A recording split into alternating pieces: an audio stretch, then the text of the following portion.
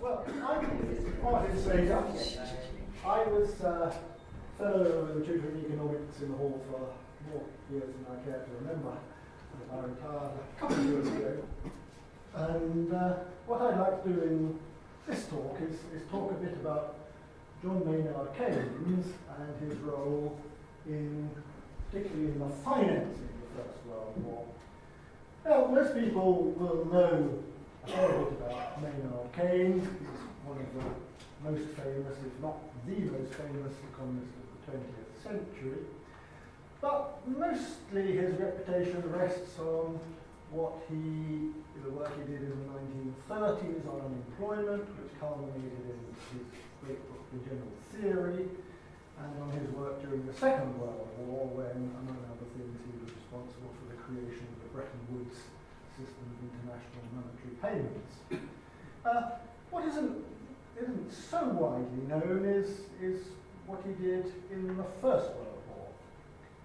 Actually, the first time he really came to public notice was a book entitled The Economic Consequences of Peace, which he published in 1920, which gained great fame, really kind of set the tone of debate after the First World War. The Versailles peace settlement had been unjust and unworkable in many ways. But the reason why Keynes was in the position that he could write that book was in fact because he had been very instrumental in the conduct and the financing of the war itself. And that's really what I want to talk about in this little talk.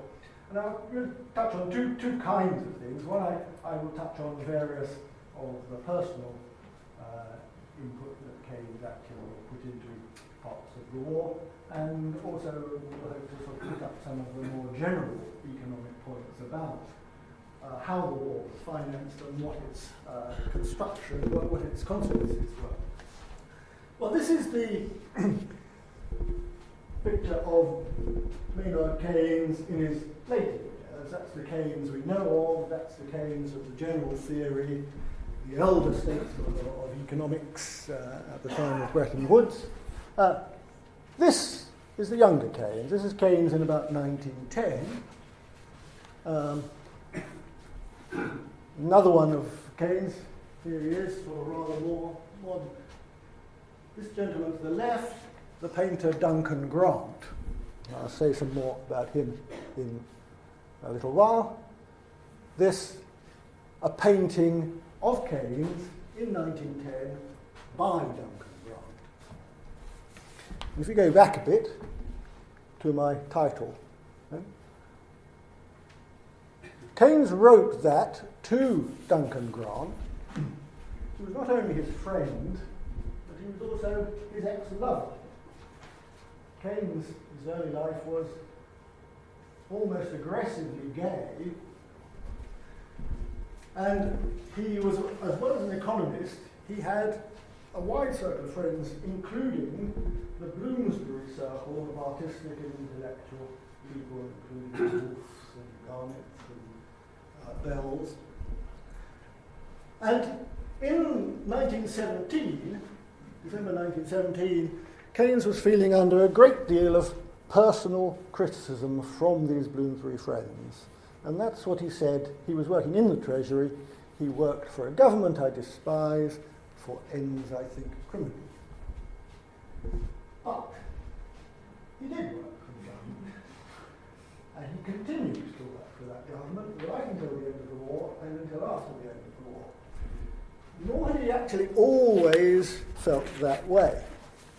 Actually, Keynes's whole attitude to the war was extremely ambivalent, and it strained all his relationships, it strained a lot of his thinking, a lot of his preconceptions to considerable limits. So let's start a few years back. That was 1917, as I say. Let's start on the 2nd of August, 1914. Sunday, the 2nd of August. Keynes was a young Cambridge don. He was about 31. He'd had a brilliant academic career at Eton, undergraduate Cambridge. He'd spent a couple of years in the civil service, but then went back to Cambridge as a Don. He was a Fellow of King's College, and he'd been a Don for about 6 years. And he was fairly well known in Cambridge as one of their brilliant young people. Brilliant but arrogant, I think, was people thought of him. And he was pretty well known in what was still then, I think, a rather small circle of academic economics. But he wasn't really known very much in the broader world. But, like many young men in the early days of August 1914, he was in a desperate hurry. He was in a desperate hurry to get to London, because a great war was about to break out and he wanted to play his part. But unlike most other young men, he wasn't rushing to join the army. He had a telegram from one of his former civil service colleagues asking him to come urgently to the Treasury to deal with the real crisis, which was a financial crisis, not a military crisis at all. Financial crisis brought on by the onset of the war. But it was a bank holiday, and the train timetables were all up to start.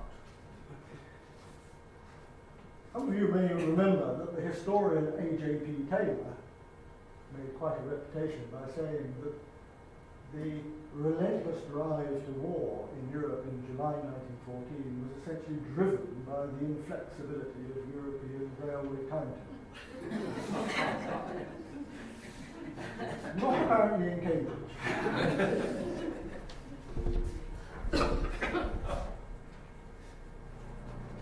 But fortunately, Keynes had a brother-in-law who had one of these, newfangled motorcycle combination, and he persuaded the brother-in-law to drive him to London in this. And that they did.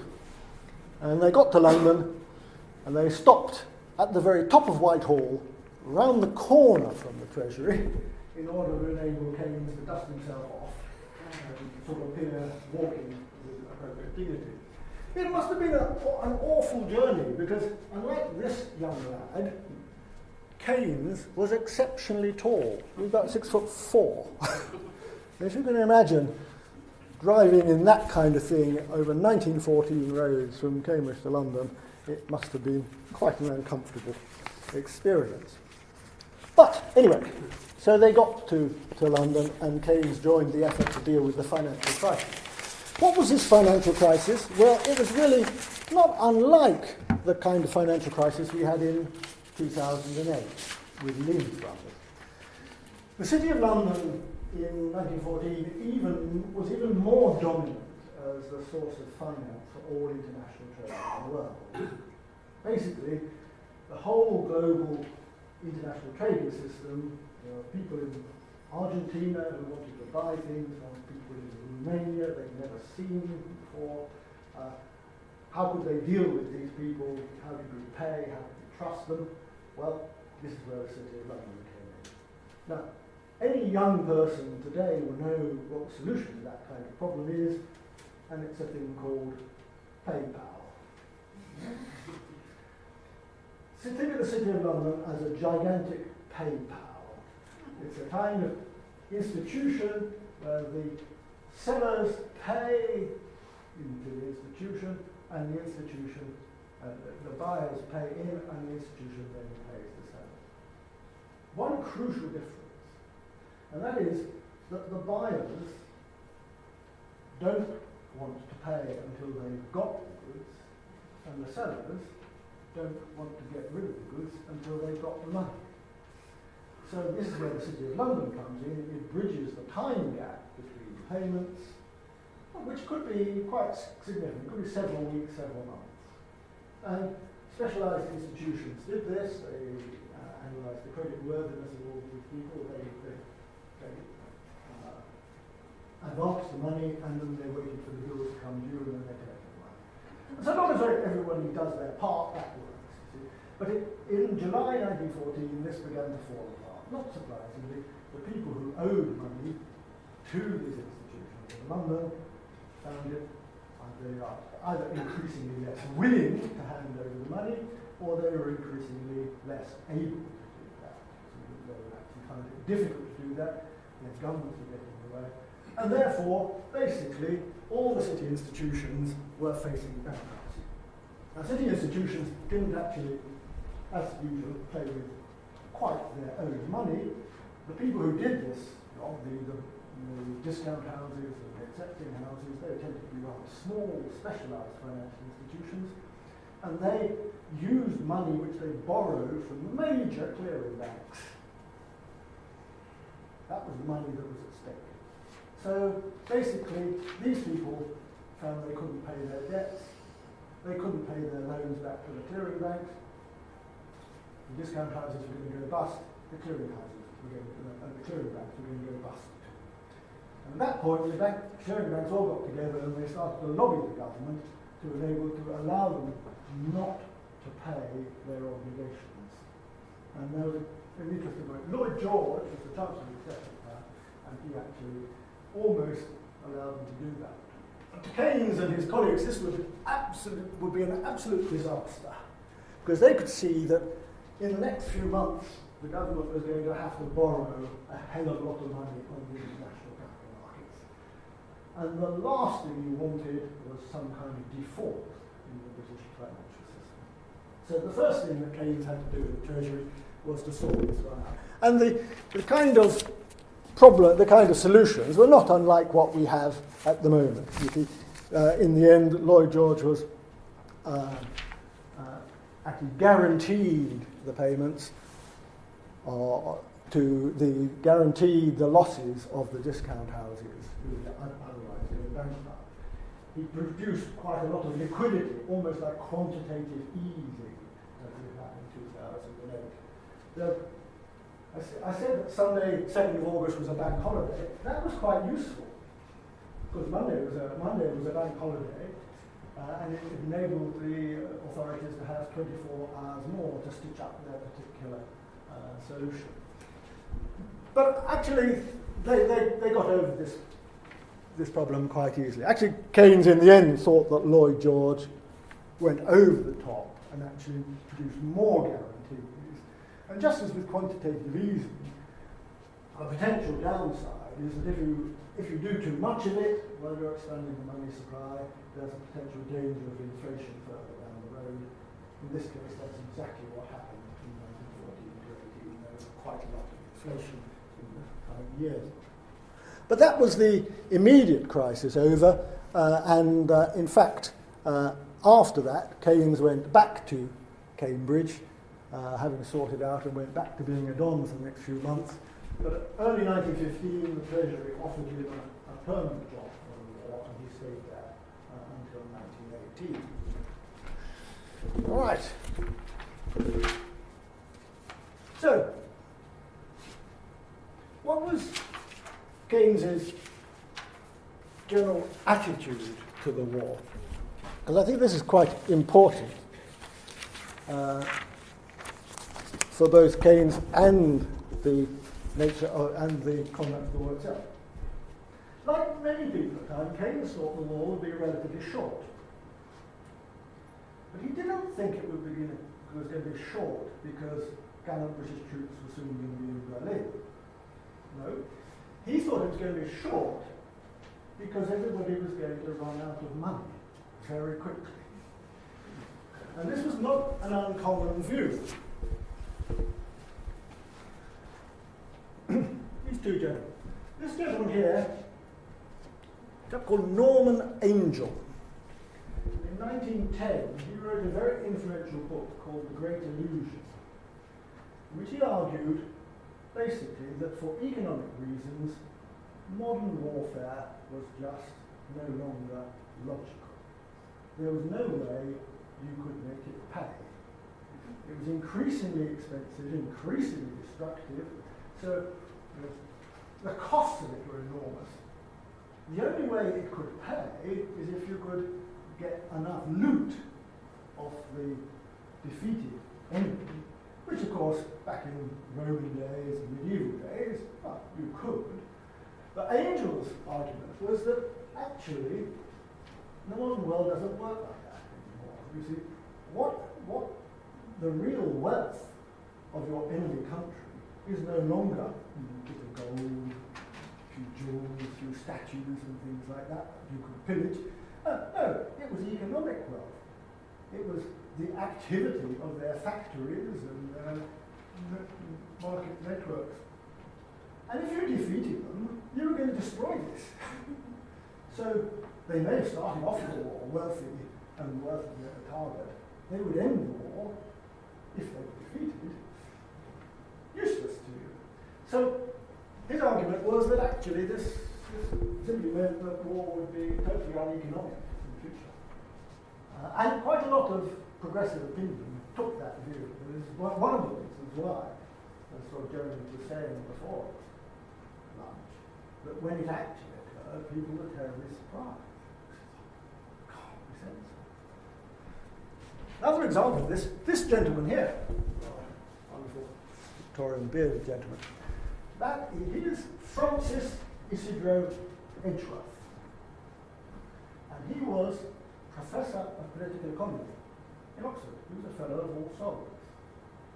For literary-minded people, he was also the great-nephew of Maria Edgeworth, the Anglo-Irish novelist. And he was one of the great old men of the Victorian economic establishment. And, as I say, he was professor in Oxford, and he was a Fellow of All Souls. All Souls, that grand college down the High Street, where they don't have any students, and they have a lot of time in their hands. And after dinner, one of the things they do is, after a good dinner in common room, they lay bets with each other, which are duly recorded by the steward of the common room.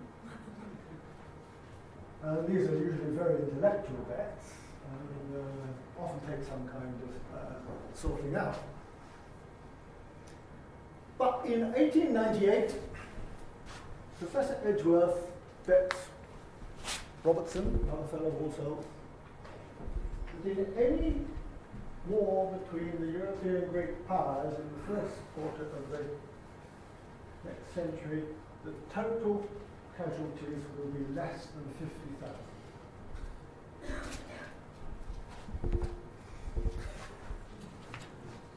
It depends on how you count it. That's a rather conservative estimate, but that's the people who are actually killed, as opposed to people who died from starvation.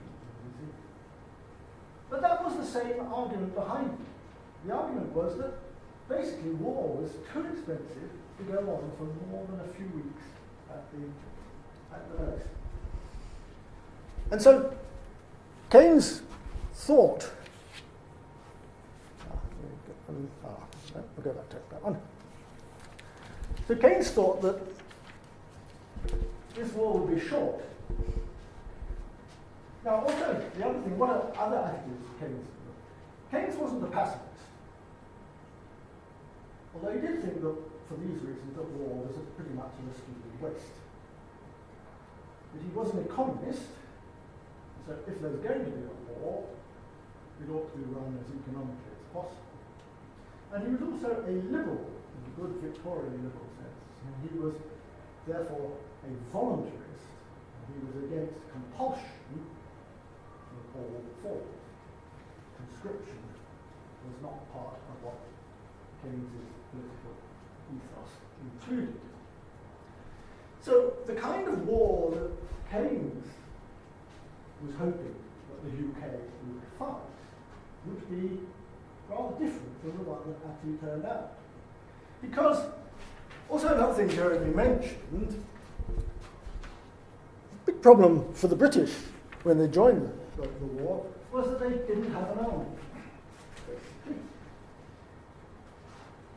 The Kaiser, you remember, had a sort of remark which backfired in propaganda terms on this side, where he referred to the British Army as a contemptible little army. Well, it may be untactful, but it wasn't incorrect. The British sent 7 divisions to France in the expeditionary force in 1914. That was their entire home army. The French and the Germans had over 90 each, and the Russians had well over 100. The typical kind of British military strategy was to rely on the Navy. Britain just didn't go in for these large armies. Britain relied on the Royal Navy. Admittedly, you see, British spent as much on the Royal Navy as all these continental countries spent on their massive armies. They really, the British defence expenditure was just as big as the French and the Germans, but it all went into the Navy. In which case, how on earth are you going to influence a conflict on the European landmass? And the answer, quite simply, from Keynes' point of view, is you're not going to use your inferior military resources, you use your superior financial resources. We will subsidize our continental allies to do the fighting and the dying for us. Now, that wasn't actually so unusual at the time. In fact, quite a lot of the Napoleonic Wars were conducted on that basis.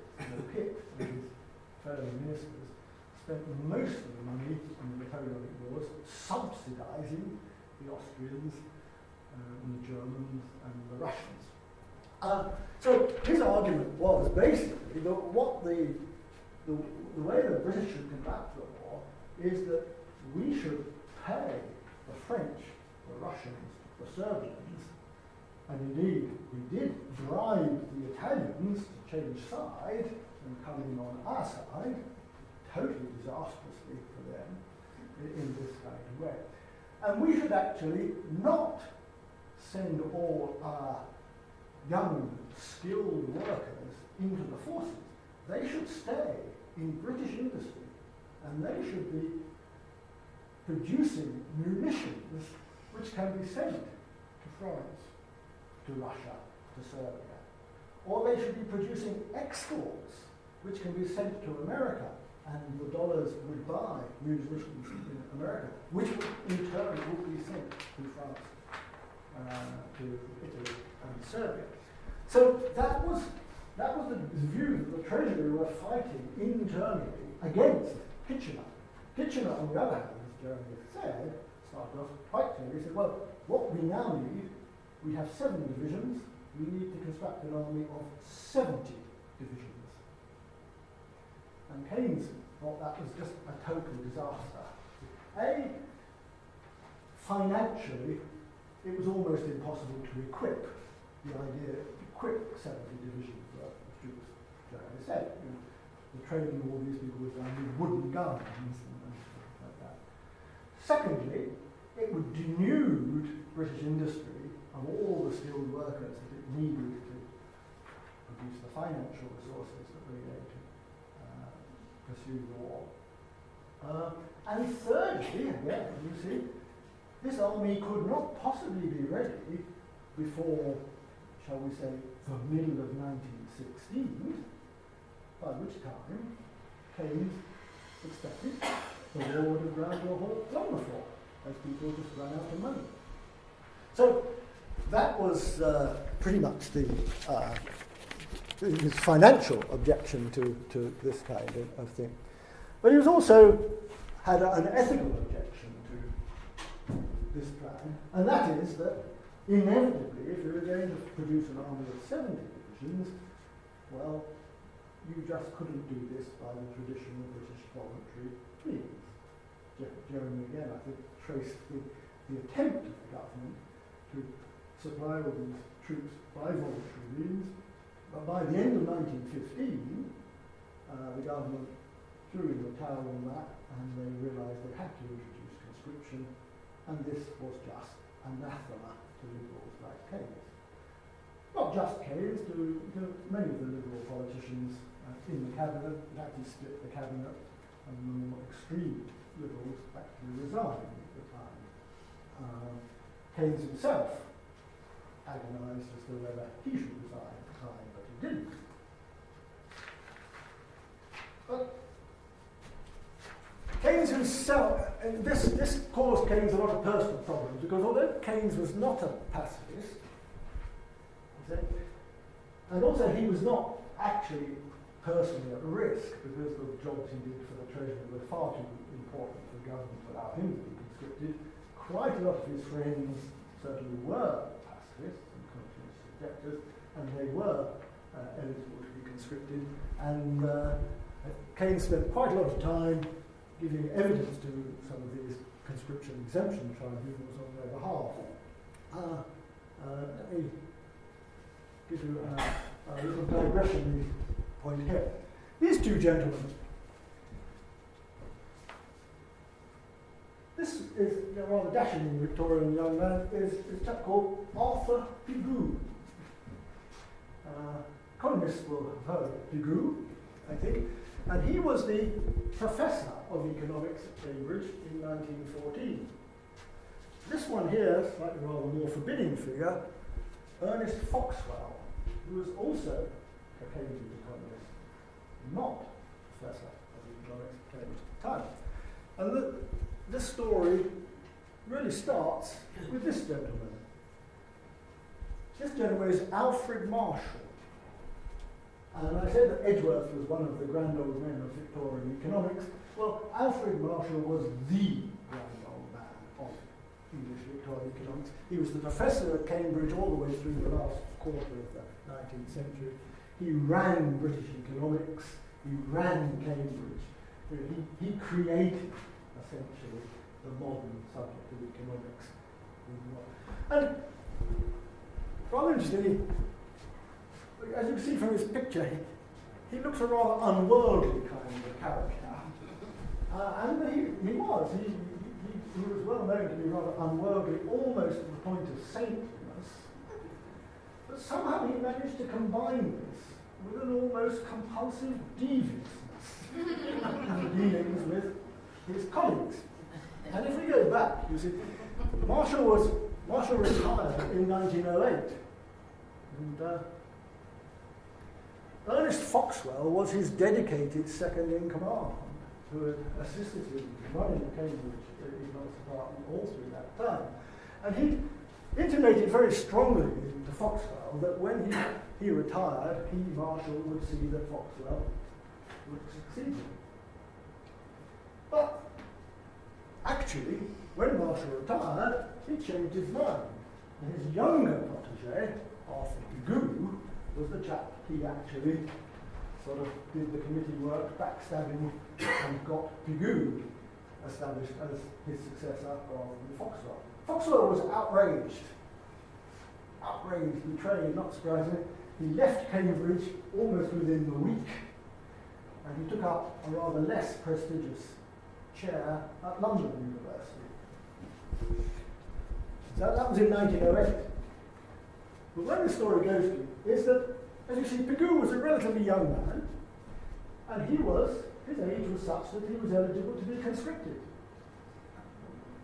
And he was conscripted, and he applied for exemption, as you could, in these exemption tribunals, on the ground, as Jeremy said, that he did work of national importance and nobody else would do it. I am the Cambridge professor of economics, nobody else would do my job. Do that. And he was granted exemption, not surprisingly. When Foxwell heard this, he was outraged again. And he wrote a letter to the conscription board. He said, Pigou has perjured himself. It is well known that I can do the job as Pigou, and I am willing to do that. So Pigou should be sent off to the front straight away. I don't know whether this is, I'm ambivalent about it. This is either, I think, the funniest story of academic backstabbing, or it's exceedingly dark. Because in the circumstances of the time, this was attempted murder. The authorities very tactfully sort of avoided having to take a stance on this by saying, well, yes, but we believe that the Professor of Economics at London University is also of vital importance, and you could not do both. Pigou survived. Pigou survived. The later photo of Pigou survived into the 1950s. He actually survived well after Keynes. Put this photo in, it's rather interesting. You see this from Jeremy's. A lot of the photos, the first one, are of people who really don't seem as though they're on our planet. They come from a totally bygone era. But no, Pigou went into the 1950s, much more obvious kind of academic of the modern world. Anyway, going back to one of the things I was saying, that was Norman Angell in 1910. Norman Angell actually survived until the 1960s. He was a Liberal MP in 1910. He actually changed to being a Labour MP after the war.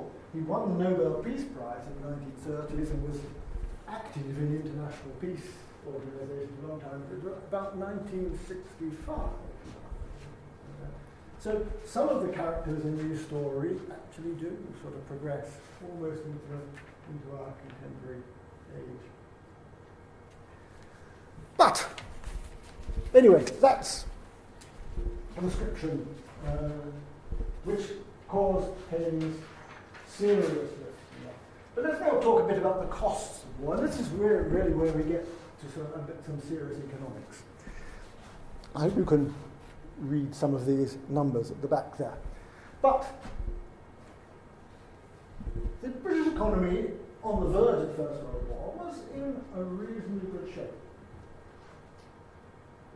The gross domestic product, well, they didn't actually have concepts like that, but we estimate these days that the GDP would be about £2,400 million. Tiny by comparison with the figures we. One of the problems here is, of course, we're so used to astronomical figures these days, it's quite difficult to see what the reality of these things were.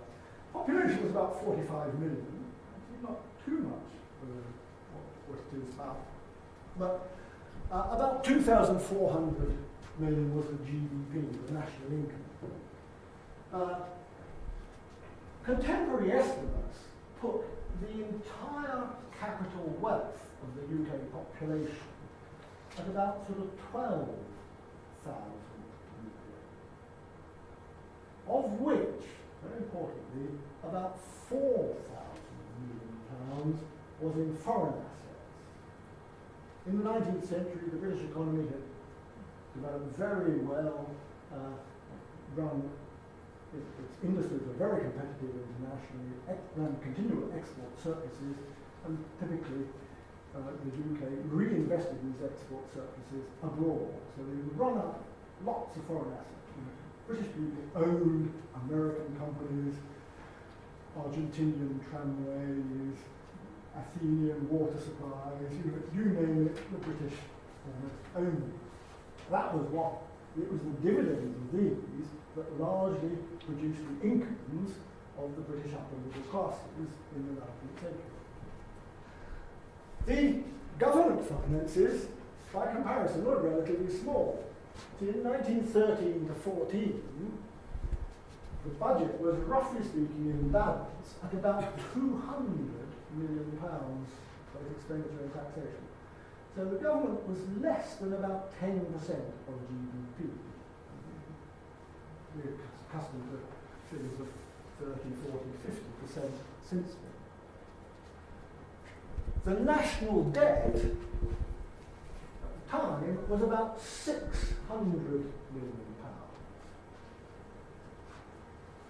Interestingly, it had been £600 million in 1815, which was the last time that it had been, relatively speaking, very large.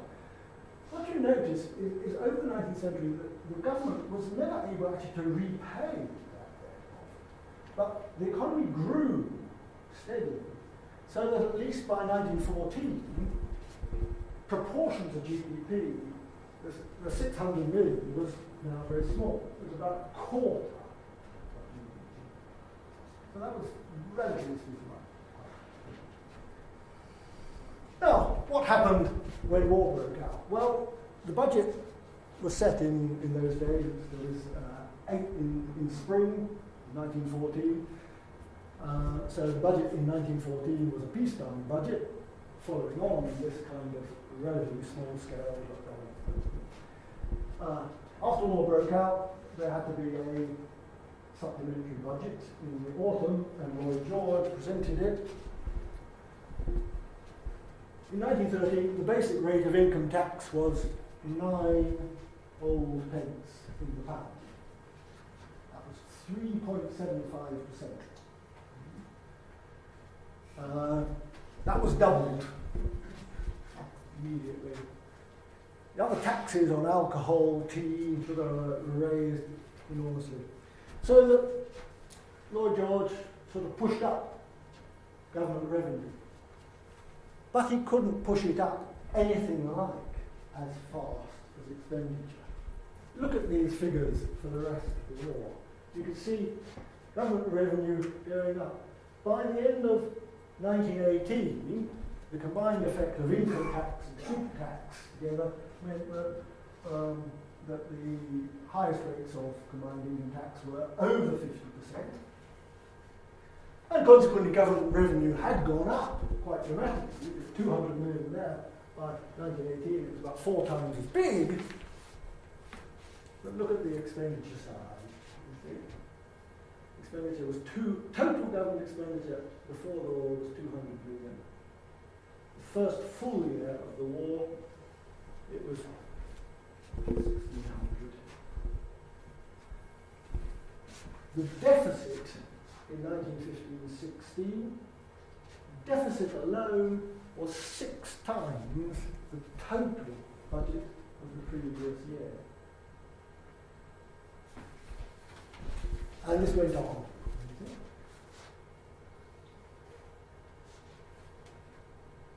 So the national debt, which was only about 600 million at the beginning, by the end of the war, it was 6,000. And this carried on into the post-war period, you see. People hoped that things would rapidly go back to normal, but they didn't. Military expenditure was very slow to fall. Welfare expenditure went up, it continued to go up. The government did indeed, as you see, sort of gradually manage to balance its budget, but it really didn't make much of a dent in these national debt figures.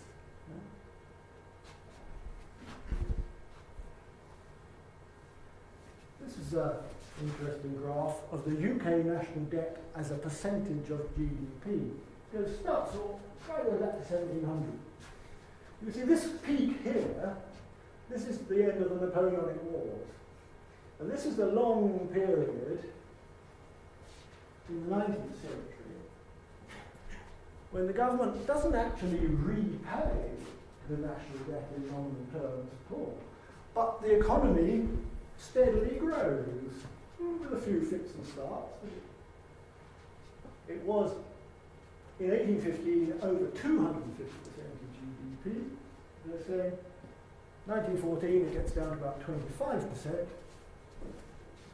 4 years later it's up above 150 again. Slightly coming down again here. Here comes the Second World War. And then the Second World War comes down. Here's the beginnings of the increase in the national debt again after the financial crisis of 2008. This is the interest payable on the UK national debt. Before 1914, about 2% of GDP went on paying interest.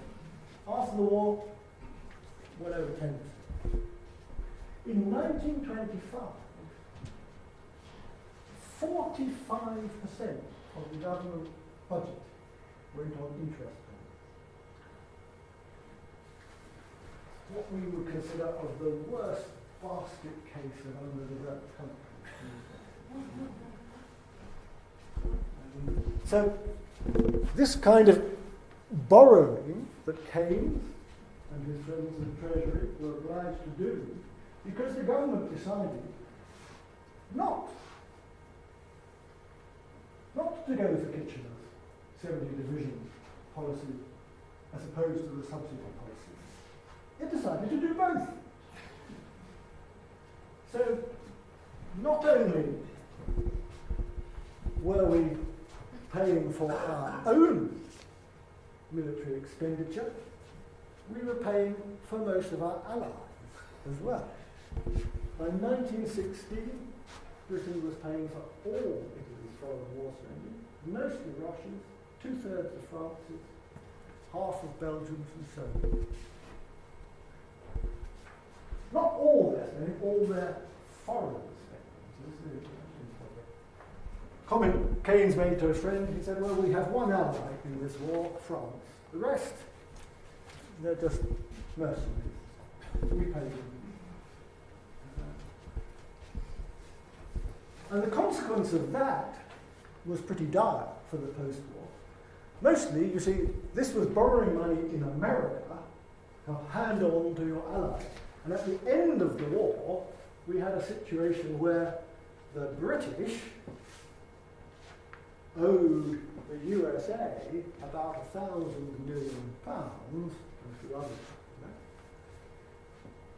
But basically, because of the agreement between the Allies that the British were the most financially trusted country, they had the best credit status in the world. It didn't make any sense for the Serbians to try and borrow on the international market to fund their expenditure. They'd have to pay far too much in interest. Now, what was going to happen was that the UK was going to borrow on behalf of everybody else, and we're going to pass it on.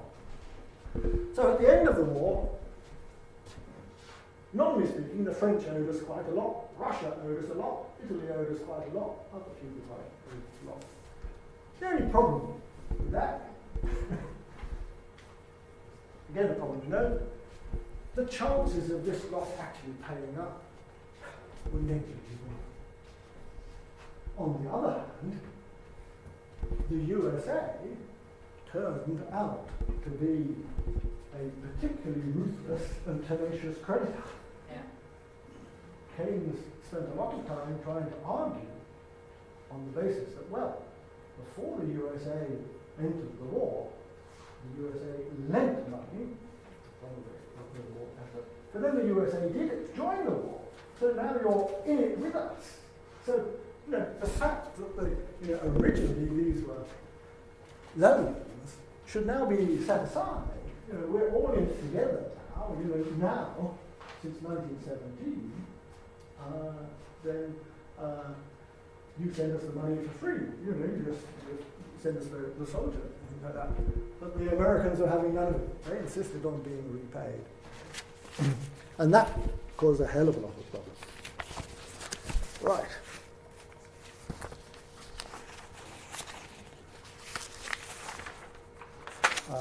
Right.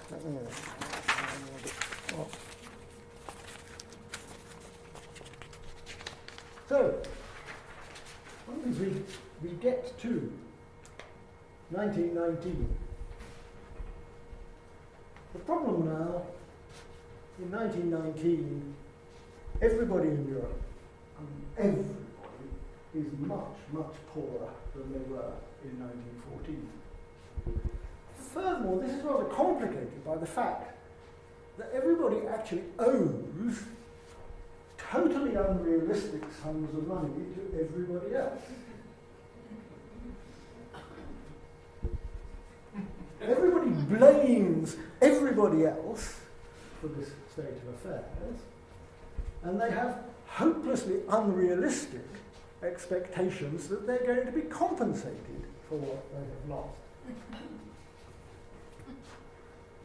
And most ordinary people don't realise this. Some people do.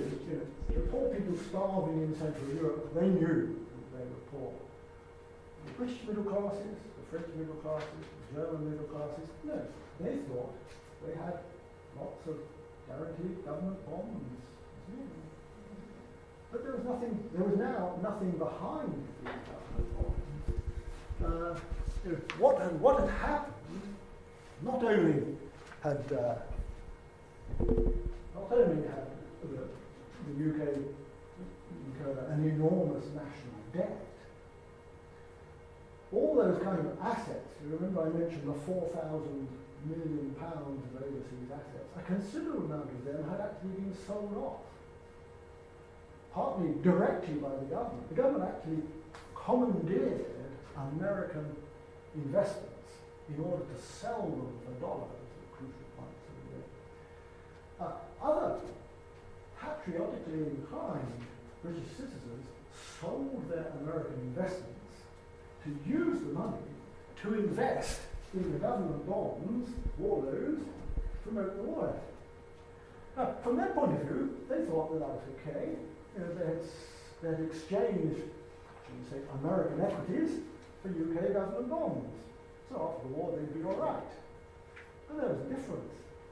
The American equities had a productive enterprise behind them, which was actually paying the dividends. War finance, unfortunately, nothing productive emerges. The only way that the interest on the government national debt is going to be paid is if you can squeeze the money out of taxpayers, which, politically speaking, is not easy and is distributionally pretty poorly. And that set the scene for a lot of the class struggles of the 1920s and the 30s. So, we eventually get to the end of the war. Keynes is actually sent to the Paris Peace Conference. That's the Hall of Versailles.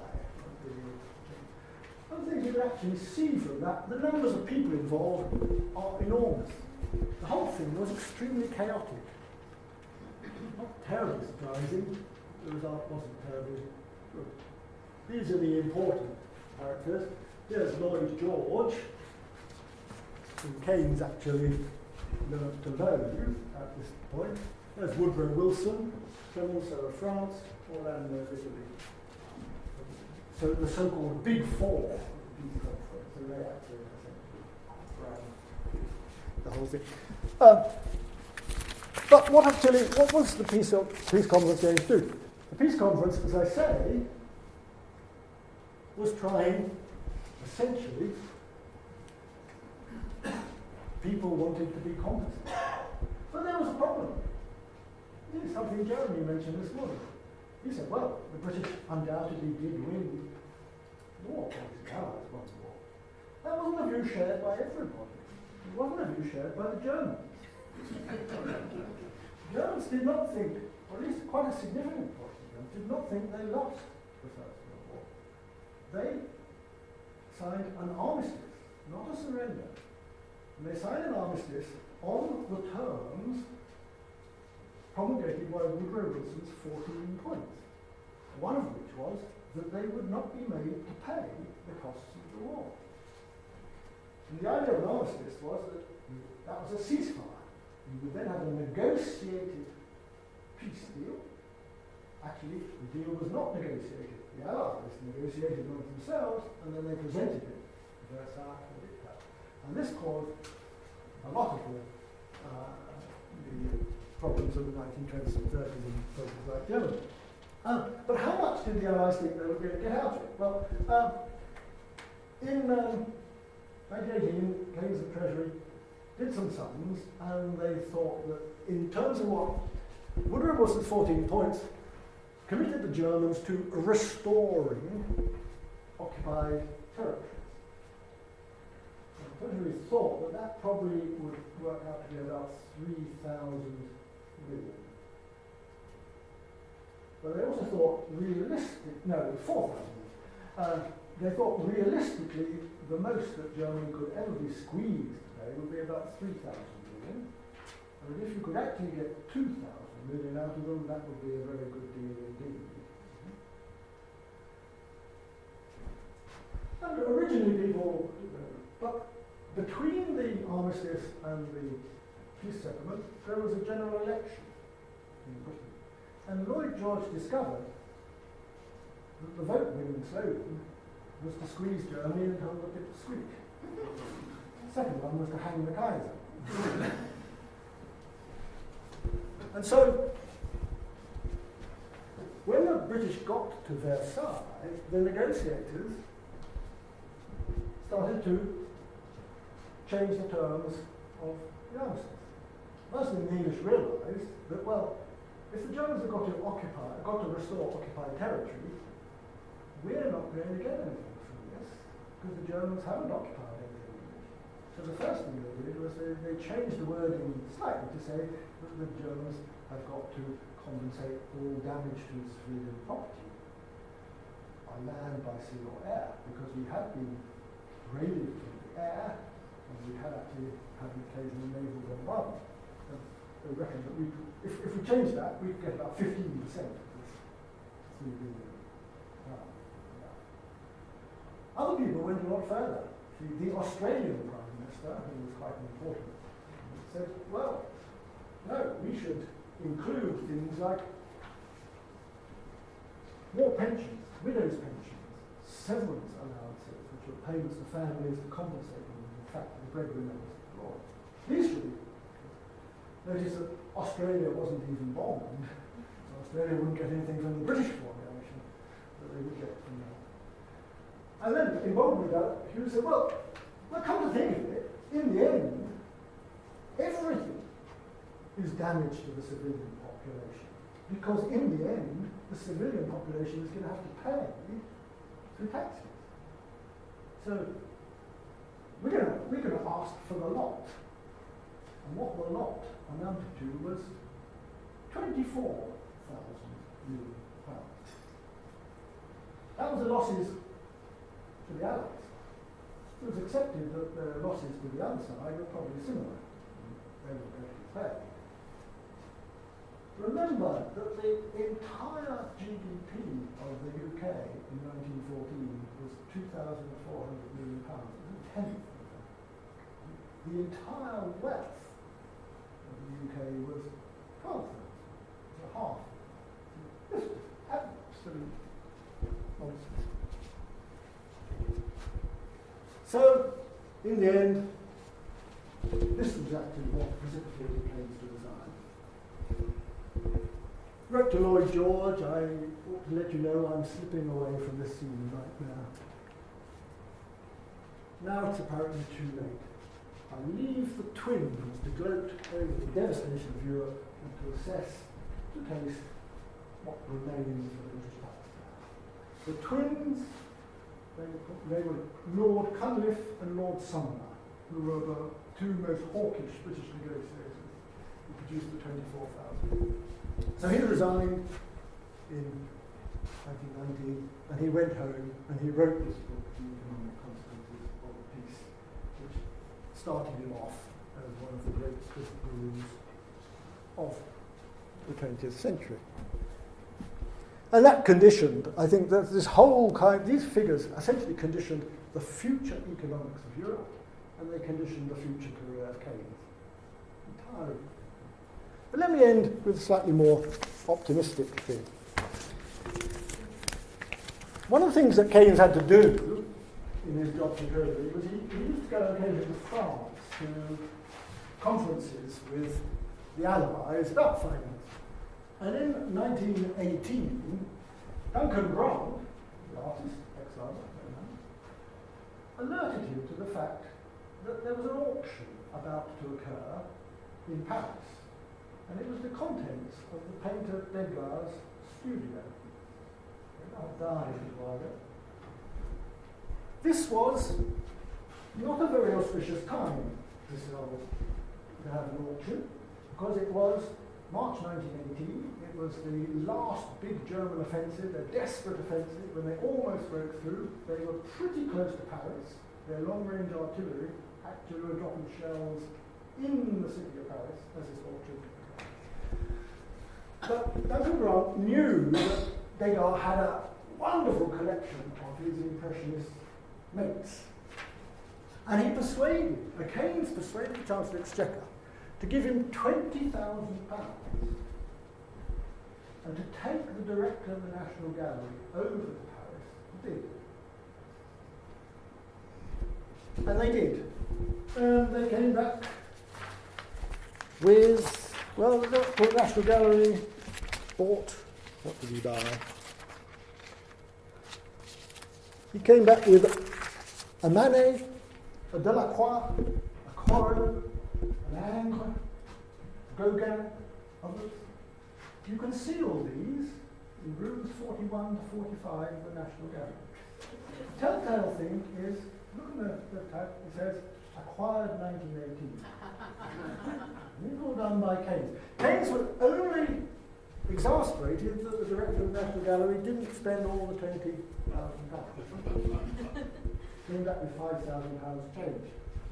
The one thing he didn't bid for, because the director of the National Gallery didn't like Cézanne, Keynes bought this himself for £327. Now that's in the Fitzwilliam Museum. But lastly, you see, so this is great. Keynes came back from Paris and he was given a lift in the government car. And the government car, he was staying with his Bloomsbury friends in their farmhouse in Sussex, Charleston, you see. And the car dropped him at the end of the lane. And the Cézanne was a bit heavy. So he stuffed it in the hedge. And he went on to the farmhouse by foot. There were loads of Bloomsbury friends, and they were astonished. They rushed out. She sort of grabbed this Cézanne, and they said, "All your crimes have been forgiven." But their moral compass was a bit... There's a more economic moral to this. You see, we think, well, £20,000 seems a great coup, and it's a wonderful coup. But the Chancellor Exchequer seems to have just thought, well, this was a bit of a joke. You know, he was accustomed to these billions of pounds. He's given £20,000. Keynes is a bit of an oddball. He's a very valuable assistant. Let's humour him. Chief Secretary of the Treasury, however, even £20,000 doesn't go by without some considerable argument. And Keynes had a very good argument. He gave back to